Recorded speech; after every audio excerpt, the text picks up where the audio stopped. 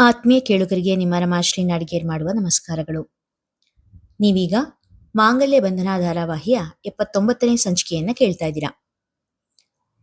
ನಮ್ಮ ಹುಡುಗಿ ಅವ್ರ ಮನೆ ಸೇರಿದ ಹಾಗೆ ಅವ್ರ ಹುಡುಗಿ ನಮ್ಮನೆ ಸೇರಿದ್ರೆ ನಿಧಾನವಾಗಿ ಹೇಳಿದರು ಜಗನ್ನಾಥ. ಅಂದ್ರೆ ಅರ್ಥವಾಗಲಿಲ್ಲ ಜಾನಕಿಯವರಿಗೆ. ಬೆಳಿಗ್ಗೆ ನಿನ್ ಜೊತೆ ಇದ್ದ ಹುಡುಗಿನ ನಮ್ಮ ಅನಿಲಂಗ್ ತಂದ್ಕೊಂಡ್ರೆ ಎಂದ ಅಣ್ಣನನ್ನು ಅವಕ್ಕಾಗಿ ಅಚ್ಚರಿಯಿಂದ ನೋಡಿದರು ಜಾನಕಿ. ಅಣ್ಣ, ಇದು ಸರಿ ಅನ್ಸುತ್ತಾ ನಿನಗೆ? ಮದುವೆ ಅನ್ನೋದು ವ್ಯಾಪಾರನಾ? ಒಂದು ಕೊಟ್ಟು ಇನ್ನೊಂದು ತಗೊಳ್ಳೋಕೆ ಇದು ಅನುಬಂಧ ಅಣ್ಣ, ವ್ಯಾಪಾರ ಅಲ್ಲ. ಭೂಮಿ ಅಭಿ ಒಬ್ರನ್ನೊಬ್ರು ಮೆಚ್ಕೊಂಡಿದ್ದಾರೆ ಸರಿ, ಆದರೆ ಅನಿಲ ಅಂಜು ಇದ್ಯಾಕೋ ಸರಿ ಅನ್ನಿಸ್ತಾ ಇಲ್ಲ ಅಣ್ಣ. ಅದು ಅಲ್ಲದೆ ಅಂಜು ವಿದೇಶದಲ್ಲಿ ಬೆಳೆದಿರೋ ಹುಡುಗಿ. ಅವಳು ಈ ಮನೆಗೆ ವಾತಾವರಣಕ್ಕೆ ಹೊಂದ್ಕೋತಾಳೋ ಇಲ್ವೋ ಗೊತ್ತಿಲ್ಲ. ಅಭಿ ಹೊಂದ್ಕೊಂಡಿದ್ದಾನಲ್ಲ, ಇಬ್ರು ಒಂದೇ ವಾತಾವರಣದಲ್ಲಿ ಬೆಳೆದೋರ್ತಾನೆ.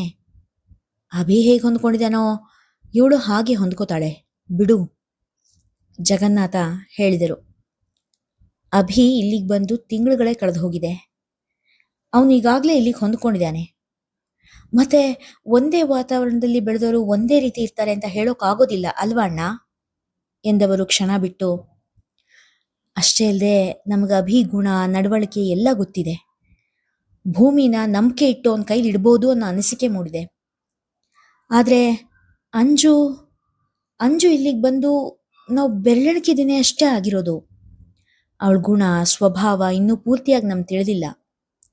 ಅಷ್ಟೇ ಅಲ್ಲದೆ ಅನಿಲನ್ ಜೊತೆ ಒಡನಾಟ ಕೂಡ ಇಲ್ಲ. ಜಾನಕಿ ತನ್ನ ಮನದ ಮಾತನ್ನು ಹೇಳಿದರು.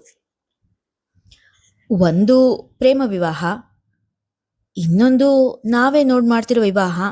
ಆಗ್ಲಿ ಬಿಡು. ಮದುವೆ ಆಗೋ ಎಲ್ರೂ ಮದುವೆಗೆ ಮುಂಚೆನೆ ಒಡನಾಡಿ ಒಬ್ರನ್ನೊಬ್ರು ಅರ್ಥ ಮಾಡ್ಕೊಂಡು ಪ್ರೀತಿ ಮಾಡಿ ಮದುವೆ ಆಗ್ತಾರಾ? ಹಿರಿಯರ್ ನೋಡಿ ಆಗೋ ಮದುವೆ ರೀತಿ ಇವರು ಕೂಡ ಮದುವೆ ಆದ್ಮೇಲೆ ಒಬ್ರನ್ನೊಬ್ರು ಅರ್ಥ ಮಾಡ್ಕೊಳ್ತಾರೆ ಬಿಡು.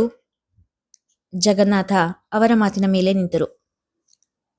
ಅಕಸ್ಮಾತ್ ಅಂಜುನೋ ಅಥವಾ ಅನಿಲನೋ ಒಪ್ಪದೇ ಹೋದ್ರೆ? ಜಾನಕಿ ತಮ್ಮ ಮನದ ಸಂದೇಹ ಮುಂದಿಟ್ಟರು. ಅನಿಲ ನಾನು ಹೇಳಿದ್ರೆ ಒಪ್ಪೇ ಹೋಗ್ತಾನೆ. ಇದರಲ್ಲಿ ಅವನ್ ಜೀವಕ್ ಜೀವ ಆಗಿರೋ ಭೂಮಿ ಜೀವನದ ಪ್ರಶ್ನೆ ಇರಬೇಕಾದ್ರೆ ಅವನ್ ಖಂಡಿತ ಬೇಡ ಅನ್ನೋದಿಲ್ಲ. ಮಗನ ಬಗ್ಗೆ ಇದ್ದ ಪೂರ್ಣ ನಂಬಿಕೆಯಲ್ಲಿ ಹೇಳಿದರು. ನಿನ್ ಮಾತು ನಿಜ ಅಣ್ಣ. ಭೂಮಿ ವಿಷಯ ಬಂದ್ರೆ ಅನಿಲ ಏನ್ ಮಾಡೋದಕ್ಕೂ ಸಿದ್ಧ. ಇದ್ರ ಬಗ್ಗೆ ನನಗೆ ಹೆಮ್ಮೆ ಇದೆ. ಆದ್ರೆ ಅವನಿಗೆ ಭೂಮಿ ಮೇಲಿರೋ ವಾತ್ಸಲ್ಯನೇ ಅವನ ಜೀವನಕ್ಕೆ ಮುಳ್ಳಾಗಬಾರ್ದು ಅಲ್ವಾಣ? ಅಕಸ್ಮಾತ್ ಅನಿಲ ಅಂಜು ಇಬ್ರು ನಮ್ಮ ಇಷ್ಟಕ್ಕೆ ಮಾಡಿದು ಮದುವೆ ಆಗಿ ನಂತರ ಹೊಂದಾಣಿಕೆ ಕಷ್ಟ ಆಗ್ಬಿಟ್ರೆ? ಸಣ್ಣಗೆ ಬೆಚ್ಚಿದ ಜಾನಕಿ, ಬೇಡಣ್ಣ ಬೇಡ. ನಾವಾಗಿ ಅನಿಲಂಗೆ ಆ ನರಕದ ಶಿಕ್ಷೆ ಕೊಡೋದು ಬೇಡ. ದಯವಿಟ್ಟು ಈ ಸಂಬಂಧನ ಅನಿಲನ್ ಮೇಲೆ ಹೇರ್ಬೇಡ. ಕೈ ಮುಗಿದರು. ನಿಟ್ಟುಸಿರು ಬಿಟ್ಟ ಜಗನ್ನಾಥ್, ನೀನ್ ಹೇಳೋದು ನಿಜಾನೇ. ಮಗಳು ಬಾಳು ಬೆಳಗೋದಕ್ಕೆ ಹೋಗಿ ಮಗನ್ ಬಾಳಿಗೆ ಬೆಂಕಿ ಹಚ್ಚೋ ಹಾಗಾಗ್ಬಾರ್ದು ಎಂದು ಹೇಳಿ ಮಂಟಪದ ಮೆಟ್ಟಿಲ ಮೇಲೆ ಕುಸಿದು ಕುಳಿತರು. ಯಾಕಣ್ಣ ಇಷ್ಟು ನಿರಾಶೆ? ಅಭಿ ಯೋಗ್ಯವಾದ ಹುಡುಗ. ನೀನ್ ನಿಶ್ಚಿಂತೆಯಿಂದ ಭೂಮಿನ ಅವ್ರಿಗೆ ಕೊಡ್ಬೋದು, ಅಭಿ ಮೇಲಿನ ನಂಬಿಕೆಯಿಂದ ಹೇಳಿದರು. ಕ್ಷಣ ಹೊತ್ತು ಸುಮ್ಮನಿದ್ದ ಜಗನ್ನಾಥ್, ಜಾನಕಿ, ನಂದೊಂದು ಯೋಚನೆ. ಆದ್ರೆ ನೀನ್ ನನ್ನನ್ನ ಕೇವಲವಾಗಿ ನೋಡಬಾರ್ದು, ಸಂಕೋಚದಿಂದಲೇ ಹೇಳಿದರು. ಹೇಳಣ್ಣ. ನನ್ನಣ್ಣ ಯಾವತ್ತೂ ತಪ್ಪೆಜ್ಜೆ ಇಡೋದಿಲ್ಲ ಅನ್ನೋ ನಂಬಿಕೆ ನನಗಿದೆ, ವಿಶ್ವಾಸದಿಂದ ನುಡಿದರು ಜಾನಕಿ. ಅನಿಲ ಮತ್ತೆ ಆ ಹುಡುಗಿ, ಏನ್ ಹೆಸರು ಅವಳದು? ಹಾ, ಅಂಜು. ಅನಿಲ ಮತ್ತೆ ಅಂಜು ಅವರಿಬ್ರು ಸ್ವಲ್ಪ ಸಮಯ ಒಟ್ಟಿಗೆ ಕಳೆಯೋ ಹಾಗೆ ಮಾಡಿದ್ರೆ, ಅಂದ್ರೆ ನಾನು ಹೇಳೋದು ಏನಂದ್ರೆ, ಜೊತೆಯಾಗಿ ಸ್ವಲ್ಪ ಸಮಯ ಕಳೆದ್ರೆ ಇಬ್ಬರ ಮಧ್ಯ ಸಲಿಗೆ, ಆಕರ್ಷಣೆ ಅಥವಾ ಪ್ರೇಮನೇ ಮೂಡ್ಬೋದು ಅಲ್ವಾ? ತುಸು ಹಿಂಜರಿಕೆಯಿಂದಲೇ ಕೇಳಿದರು. ಜಾನಕಿಯ ಮೌನ ನೋಡಿ, ನನ್ನನ್ನು ತಪ್ಪಾಗಿ ತಿಳಿಬೇಡ ಜಾನಕಿ. ಮಗ ಮಗಳು ಇಬ್ಬರ ಜೀವನದ ಬಗ್ಗೆನೂ ಚಿಂತೆ ಇದೆ ನನಗೆ. ಆದರೆ ಭೂಮಿ ವಿಷಯದಲ್ಲಿ ಒಂದು ಸಾರಿ ನೋವು ತಿಂದಿರೋ ಹುಡುಗಿ ಅನ್ನೋ ಚಿಂತೆ ಸ್ವಲ್ಪ ಹೆಚ್ಚಾಗಿನೇ ಇದೆ.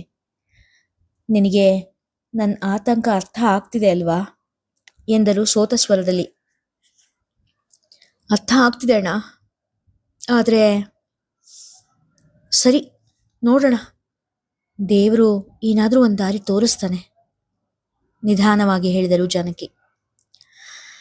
ಜಾನಕಿ, ಇಷ್ಟು ದಿನ ನೀನು ಹೇಗಿದೀಯ ಅಂತ ಒಂದು ಮಾತು ಕೂಡ ವಿಚಾರಿಸ್ತೇ ಇದ್ದೋನು ಈಗ ತನ್ನ ಮಕ್ಕಳ ವಿಷಯಕ್ಕೆ ನಿನ್ನ ಹತ್ರ ಓಡೋಡ್ ಬಂದ ಅಂತ ಅನ್ಕೊಳ್ತೀಯೇನಮ್ಮ ಎಂದರು ಜಗನ್ನಾಥ. ಮನದಲ್ಲಿ ಸಣ್ಣ ಅಪರಾಧಿ ಭಾವ. ಏನ್ ಮಾತು ಅಂತ ಆಡ್ತೀಯಣ್ಣ? ನೀನ್ ನನ್ನ ಎದುರಿಗೆ ಬಂದು ವಿಚಾರಿಸ್ಕೊಳ್ದೆ ಹೋದ್ರು ಭೂಮಿನ ದಿನ ಬೆಳಿಗ್ಗೆ ನನ್ನ ಹತ್ರ ಕಳ್ಸೋದು ಯಾಕೆ ಅಂತ ತಿಳಿದೇ ಇರೋಷ್ಟು ದಡ್ಡಿ ಏನಣ್ಣ ನಿನ್ ತಂಗಿ ಎಂದರು ಜಾನಕಿ ನಸುನಗೆ ಬೀರುತ್ತಾ. ತುಂಬಿ ಬಂದ ಕಣ್ಣೀರನ್ನು ಒರೆಸಿಕೊಂಡು ಪ್ರೀತಿಯ ತಂಗಿಯ ತಲೆ ಮೇಲೆ ವಾತ್ಸಲ್ಯದಿಂದ ಕೈ ಆಡಿಸಿದರು ಜಗನ್ನಾಥ್. ಕಣ್ಣು ಮುಚ್ಚಿ ನಿಂತ ಜಾನಕಿ ಮೌನವಾಗಿ ಆ ಪ್ರೇಮದ ಸುಧೆಯನ್ನು ಸವಿದರು. ಜಾನತೆ, ನೋಡಿ ಇಲ್ಲಿ ಯಾರು ಬಂದಿದ್ದಾರೆ ಅಂತ. ಭಾರತಿಯ ಕೈ ಹಿಡಿದು ಜಾನಕಿಯ ಕಣ್ಣ ಮುಂದೆ ತಂದು ನಿಲ್ಲಿಸಿದಳು. ಇವರು ನನ್ನ ಹೊಸ ಫ್ರೆಂಡ್ ಭಾರತಿ ಅಂತ, ನಮ್ಮ ಸ್ಕೂಲಿನ ಹೊಸ ಟೀಚರು. ಭಾರತಿ ಜಾನಕಿಯನ್ನು ನೋಡಿ ಮುಗುಳಿನಕ್ಕೋ ಜಾನಮ್ಮ ಎನ್ನುತ್ತಾ ಕಾಲಿಗೆ ನಮಸ್ಕಾರ ಮಾಡಿದಳು. ಜಾನತೆ, ನಾನೇ ಇವರಿಗೆ ನಿಮ್ಮನ್ನ ಜಾನಮ್ಮ ಅಂತ ಕರೀರಿ ಅಂತ ಹೇಳಿದೆ. ಅತ್ತೆ ಅನ್ನೋ ಪೇಟೆಂಟು ನಂದು ಮಾತ್ರ, ಕಣ್ಣೊಡೆದು ಹೇಳಿದಳು ಭೂಮಿ. ಕಾಲಿಗೆ ಬಿದ್ದ ಹುಡುಗಿಗೆ, ಒಳ್ಳೇದಾಗ್ಲಿ ಮಗು, ನಿನ್ ಜೀವನಕ್ಕೆ ಏನು ಒಳ್ಳೇದೋ ದೇವರು ಅದನ್ನ ನಿನಗೆ ಕೊಡ್ಲಿ ಎಂದು ಆಶೀರ್ವಾದ ಮಾಡಿದರು. ಜಾನಕಿಯವರ ಆಶೀರ್ವಾದ ಕೇಳಿ ಅಚ್ಚರಿಪಟ್ಟಳು ಭಾರತಿ. ಆಶ್ಚರ್ಯ ಆಯ್ತಲ್ವಾ ನಮ್ ಜಾನಮ್ಮನ ಆಶೀರ್ವಾದ ಕೇಳಿ? ಅದೇ ನಮ್ ಜಾನತೆ ಸ್ಪೆಷಾಲಿಟಿ. ಅವರು ಯಾಕೆ ಆ ರೀತಿ ಆಶೀರ್ವಾದ ಮಾಡಿದ್ರು ಅಂತ ನಾನು ಹೇಳ್ತೀನಿ ಕೇಳು. ನೀನ್ ಬಯಸಿದ್ದೆಲ್ಲ ನಿನಗೆ ಸಿಗ್ಲಿ ಅಂತ ಆಶೀರ್ವಾದ ಮಾಡಿದ್ರೆ, ನೀನ್ ಬಯಸಿರೋದು ನಿನಗೆ ಒಳ್ಳೇದನ್ನೇ ಮಾಡುತ್ತೆ ಅಥವಾ ಕೆಟ್ಟದನ್ನ ಮಾಡುತ್ತೆ ಅನ್ನೋದು ಗೊತ್ತಿರಲ್ಲ ಅಲ್ವಾ? ಅದಕ್ಕೆ ನಿನಗೇನ್ ಒಳ್ಳೇದೋ ಅದನ್ನೇ ದೇವ್ರು ನಿನಗೆ ಸಿಗೋ ಹಾಗೆ ಮಾಡ್ಲಿ ಅಂತ ಆಶೀರ್ವಾದ ಮಾಡ್ತಾರೆ ನಮ್ ಜಾನತೆ. ನಸು ನಗುತ್ತಾ ಜಾನಕಿಯವರನ್ನು ಬಳಸಿ ಅವರ ಹೆಗಲ ಮೇಲೆ ತಲೆ ಇಟ್ಟು ಹೇಳಿದಳು ಭೂಮಿ. ಭೂಮಿ ಜಾನಮ್ಮ ಇವರ ನಡುವಿನ ಬಾಂಧವ್ಯ ಎಂಥದ್ದು ಎನ್ನುವುದು ಭಾರತಿಗೆ ಅರ್ಥವಾಗಿತ್ತು. ಭೂಮಿಯ ನೆತ್ತಿಯ ಮೇಲೆ ಪುಟ್ಟ ಮುತ್ತನ್ನಿತ್ತ ಜಾನಕಿ, ಓ, ಅಂತೂ ಸ್ಕೂಲಿನ ಟೀಚರ್ ಸಮಸ್ಯೆ ಬಗ್ಗೆ ಹರಿತು ಎಂದರು. ಎಲ್ಲತ್ತೆ, ಆ ಸಮಸ್ಯೆ ಅಷ್ಟು ಸುಲಭವಾಗಿ ಬಗೆಹರಿಯೋದಿಲ್ಲ. SLC ಹುಡುಗರಿಗೆ ಇನ್ನೂ ತೊಂದರೆ ಇದ್ದೇ ಇದೆ ಎನ್ನುತ್ತಾ ಒಳಗೆ ಬಂದಿದ್ದ ಅನಿಲ. ಅವರಿಗೆ ಇಂಗ್ಲಿಷು ಸೋಷಿಯಲ್ ಹೇಳ್ಕೊಡೋರು ಇನ್ನೂ ಸಿಕ್ಕಿಲ್ಲ. ಚಿಂತೆ ಅವನ ದನಿಯಲ್ಲಿತ್ತು. ಯಾಕೆ SLC ಮಕ್ಕಳಿಗೆ ಇನ್ನೂ ಟೀಚರ್ ಸಿಕ್ಕಿಲ್ವಾ? ಎಲ್ಲ ಪಾಠಗಳು ಮುಗ್ದಿರ್ಬೇಕಲ್ವಾ? ಇಲ್ಲ ಅತ್ತೆ, ಅದೇ ದೊಡ್ಡ ಯೋಚನೆ ಆಗಿದೆ. ಪಾಪ ಮಕ್ಕಳು, ಕನಿಕರದಿಂದ ಹೇಳಿದ ಅನಿಲ. ಅತ್ತೆ, ನೀವೇ ಬಂದ್ಬಿಡಿ ಶಾಲೆಗೆ, ಇನ್ನೊಂದು 3 ತಿಂಗಳು ಮಾತ್ರ, ಎಕ್ಸಾಮ್ ಮುಗಿಯೋವರೆಗೂ ನೀವೇ ಟೀಚರ್ ಆಗ್ಬಿಡಿ, ಹೊಸದೊಂದು ಉಪಾಯ ಹೊಳೆದವನಂತೆ ಹೇಳಿದ ಅನಿಲ. ಜಾನಮ್ಮ ಟೀಚರ್ ಆಗಿದ್ರಾ ಎಂಬ ಭಾರತೀಯ ಅಚ್ಚರಿಯ ನುಡಿಗೆ, ನಮ್ ಜಾನತ್ತೆ ಆಲ್ ಇನ್ ಒನ್. 3 ವರ್ಷದ ಕೆಳಗೆ ಇನ್ನೇನ್ ಎಕ್ಸಾಮಿಗೆ 1 ತಿಂಗಳಿದೆ ಅನ್ಬೇಕಾದ್ರೆ ಒಬ್ರು ಟೀಚರ್ ತೀರ್ಕೊಂಡ್ಬಿಟ್ರು. ಆ ಟೈಮಲ್ಲಿ ಜಾನತೆನೇ ಸ್ಕೂಲಿಗೆ ಬರ್ತಿದ್ರು ಎಂದಳು ಭೂಮಿ. ಅವಳ ದನಿಯಲ್ಲಿ ಕಣ್ಣಲ್ಲಿ ಜಾನತೆ ಬಗ್ಗೆ ಅಗಾಧವಾದ ಹೆಮ್ಮೆ. ಅಯ್ಯೋ, ಅವಾಗ ಆ ಟೀಚರು ಎಲ್ಲ ಪಾಠ ಮಾಡಿ ಮುಗಿಸಿದ್ರು, ನಾನು ಬರೀ ಪುನರಾವರ್ತನೆ ಮಾಡಿಸ್ದೆ. ಆದ್ರೆ ಈಗ ಹಾಗಲ್ವಲ್ಲ, ಪಾಠಗಳೇ ಆಗಿಲ್ಲ. ಈಗಿನ ಸಿಲೆಬಸ್ ಎಲ್ಲ ನೋಡಿ ನಾನ್ ಸಿದ್ಧ ಆಗೋದಕ್ಕೆ ಜಾಸ್ತಿನೇ ಸಮಯ ಬೇಕಾಗುತ್ತೆ. ಮುಖ ಇಳಿಸಿದರು ಜಾನಕಿ.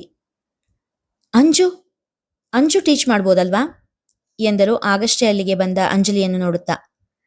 ಅಂಜಲಿ, ನಿಂಗೆ ಮಕ್ಳಿಗೆ ಪಾಠ ಮಾಡೋಕ್ಕಾಗುತ್ತಾ ಕೇಳಿದರು ಜಾನಕಿ. ಅತ್ತೆ, ಯಾರನ್ನು ಕೇಳ್ತಾ ಇದ್ದೀರ ನೀವು? ಅಲ್ಲಿ ಮಕ್ಕಳಿಗೆ ಇಂಗ್ಲಿಷು ಮತ್ತು ಉಳಿದ ಸಬ್ಜೆಕ್ಟ್ ಕಲಿಸ್ಬಿಡ್ಬೇಕು. ಫ್ಯಾಷನ್ ಶೋನೆಲ್ಲ ಹೇಳ್ಕೊಡ್ಬೇಕಾಗಿರೋದು. ಅಂಜಲಿ ಧರಿಸಿದ್ದ ಉಡುಪು ನೋಡುತ್ತಾ ಹೇಳಿದ ಅನಿಲ. ಟೀ ಶರ್ಟ್ ಜೊತೆಗೆ ಹಾಫ್ ಪ್ಯಾಂಟ್ ಧರಿಸಿ ಕೂದಲನ್ನು ಮೇಲಕ್ಕೆ ಪೋನಿಟೈಲ್ ಕಟ್ಟಿದ್ದ ಅಂಜಲಿ ಕಣ್ಣಿಗೆ ತುಟಿಗೆ ಬಣ್ಣ ಹಚ್ಚಿದ್ದನ್ನು ಕಂಡು ನಗುತ್ತಾ ಹೇಳಿದ ಅನಿಲ. ಅನಿಲನ ನಗುವಿಗೆ ಅಂಜಲಿಯ ಕಣ್ಣಿಂದ ಹಾರಿದ ಕಿಡಿಯೇ ಉತ್ತರವಾಗಿತ್ತು. ಜಾನಮ್ಮ, ನನಗೆ ಟೀಚ್ ಮಾಡಿ ಅಭ್ಯಾಸ ಇಲ್ಲ. ಜೊತೆಗೆ ನಾನು ಮಾತಾಡೋ ಕನ್ನಡ ಮಕ್ಕಳಿಗೆ ಅರ್ಥ ಕೂಡ ಆಗುತ್ತೋ ಇಲ್ವೋ. ಅನಿಲ್ನ ಮಾತಿಗೆ ಸೊಪ್ಪು ಹಾಕದೆ ಹೇಳಿದಳು ಅಂಜು. ಇದು ಎಲ್ಲರಿಗೂ ಸರಿ ಅನ್ನಿಸಿತು. ಅಂಜು ಕನ್ನಡ ಮಾತನಾಡುವಾಗ ಗಮನವಿಟ್ಟು ಕೇಳಿದರೆ ಮಾತ್ರ ಅರ್ಥವಾಗುತ್ತಿತ್ತು. ನೀನು ಇಂಗ್ಲಿಷ್ ತಾನೇ ಹೇಳ್ಕೊಡ್ಬೇಕಾಗಿರೋದು? ಜಾನಕಿಗೆ ಅದೇನೋ ದೂರದ ಆಸೆ. ಅಯ್ಯೋ ಅತ್ತೆ, ಇವರು ಹೈಫೈ ಇಂಗ್ಲಿಷ್ ಮಾತಾಡ್ತಾ ಇದ್ರೆ ಮಕ್ಕಳು ಇವ್ರ ತುಟಿ ಆಡ್ಸೋದನ್ನೇ ನೋಡ್ತಾ ಕೂರ್ತಾರೆ ಅಷ್ಟೆ. ಇವ್ರ ಪಾಠ ಮಾಡೋಕ್ ಬಂದ್ರೆ ಇವ್ರ ಡ್ರೆಸ್ಸು, ಲಿಪ್ಸ್ಟಿಕ್ಕು, ಮುಖಕ್ಕೆ ಮೆತ್ತೋ ಬಣ್ಣ ಇದನ್ನೆಲ್ಲ ಬಾಯ್ ಬಿಟ್ಕೊಂಡು ನೋಡ್ತಾ ಕೂರ್ತಾವೆ ನಮ್ಮ ಮೈಕ್ಳು. ಕೊನೆಗ್ ಪರೀಕ್ಷೆ ಶ್ರೀಮದ್ ರಮಾರಮಣ ಗೋವಿಂದ ಗೋವಿಂದ. ತನ್ನನ್ನು ಆಡಿಕೊಂಡು ನಗುತ್ತಿದ್ದ ಅನಿಲ್ನ ನೋಡಿ ಮೂತಿ ತಿರುವಿದಳು ಅಂಜು. ಜಾನಮ್ಮ, ನೀವು ಧೈರ್ಯ ಕೊಟ್ರೆ ನಾನು ಮಕ್ಳಿಗೆ ಪಾಠ ಮಾಡ್ತೀನಿ. ಮಾತು ಜಾನಮ್ಮನ ಜೊತೆಗೆ ಆದರೂ ನೋಟ ಅನಿಲ್ನ ಕಡೆಗಿತ್ತು. ಅದೇ ಪ್ಲೀಸ್, ನಮ್ಮ ಮಕ್ಕಳ ಮೇಲೆ ಇಷ್ಟು ದೊಡ್ಡ ಪ್ರಯೋಗ ಬೇಡ, ಕೈ ಮುಗಿದ. ಇರ್ಲಿ ಬಿಡು ಅನಿಲ, ಪ್ರಯತ್ನ ಪಡ್ಲಿ. ಒಂದು ವಾರ ಟ್ರೈ ಮಾಡಿ ನೋಡ್ಲಿ. ಸರಿಯಾದ್ರೆ ಮುಂದುವರಿಸ್ಲಿ, ಇಲ್ಲಾಂದ್ರೆ ಬೇರೆಯವ್ರನ್ನ ನೋಡಿದ್ರಾಯ್ತು. ಜಾನಕಿ ಅನಿಲನ ಮನವೊಲಿಸೋ ಪ್ರಯತ್ನ ಮಾಡಿದರು. ಅತ್ತೆ, ಅನಿಲ ರಾಗ ಎಳೆದರೆ ಅಂಜು ಅವನ ಕಡೆ ನೋಡಿ ತುಟಿ ಕೊಂಕಿಸಿ ನಗುತ್ತಾ ಜಾನಕಿಯವರನ್ನು ತಬ್ಬಿ ಥ್ಯಾಂಕ್ಸ್ ಜಾನಮ್ಮ ಎಂದಳು. ಅಲ್ಲಿಗೆ ನನ್ನ ಮಕ್ಕಳ ಕತೆ ಅನಿಲ ಹೇಳಿದಾಗ, ಇನ್ಮೇಲೆ ಅವರು ನಿನ್ನ ಮಕ್ಕಳಲ್ಲ, ನಮ್ಮ ಮಕ್ಕಳು ಎಂದಳು ಅಂಜು ಅನಿಲ ಹಾಗೂ ತನ್ನ ಇಬ್ಬರ ಕಡೆಯೂ ಕೈಮಾರಿ ತೋರಿಸುತ್ತಾ. ಯಪ್ಪ ದೇವ್ರೆ, ಈ ಮಾತಿನ ಅರ್ಥ ಎಲ್ಲೆಲ್ಲಿಗೆ ಹೋಗುತ್ತೆ ಗೊತ್ತಾ? ನನ್ನ ಹತ್ರ ಹೇಳಿದಾಗೆ ಇನ್ಯಾರ ಹತ್ರನೂ ಹೇಳ್ಬೇಡ, ಕೈ ಮುಗಿದು ಹೇಳಿ ಅವಳಿಗೆ ಬೆನ್ನು ಮಾಡಿ ಹೊರಟವನ ತುಟಿಯಲ್ಲಿ ನಗುವಿತ್ತು. ಇವರಿಬ್ಬರ ಮಾತುಕತೆ ಕೇಳಿದ ಜಾನಮ್ಮನ ಮನದಲ್ಲಿ ಸಣ್ಣ ಆಸೆ ಚಿಗುರಿತ್ತು. ಇಲ್ಲಿಗೆ ಇಂದಿನ ಸಂಚಿಕೆ ಮುಗಿಯಿತು. ಮುಂದಿನ ಕಥೆ ಮುಂದಿನ ಸಂಚಿಕೆಯಲ್ಲಿ. ಕಥೆ ಇಷ್ಟವಾಗಿದ್ರೆ ಹೆಚ್ಚು ಹೆಚ್ಚು ಜನರಿಗೆ ಶೇರ್ ಮಾಡಿ, ಕಥೆಯನ್ನ ಲೈಕ್ ಮಾಡಿ, ಹಾಗೆ ಕಾಮೆಂಟ್ ಸೆಕ್ಷನಲ್ಲಿ ನಿಮ್ಮ ಅಭಿಪ್ರಾಯ ತಿಳಿಸಿ ಪ್ರೋತ್ಸಾಹಿಸಿ. ಮೊದಲ ಬಾರಿ ನಮ್ಮ ಚಾನೆಲ್ಗೆ ಭೇಟಿ ಕೊಟ್ಟೋದರಾಗಿದ್ರೆ ದಯವಿಟ್ಟು ನಮ್ಮ ಚಾನೆಲ್ನ ಸಬ್ಸ್ಕ್ರೈಬ್ ಮಾಡ್ಕೊಳ್ಳಿ. ಧನ್ಯವಾದಗಳು.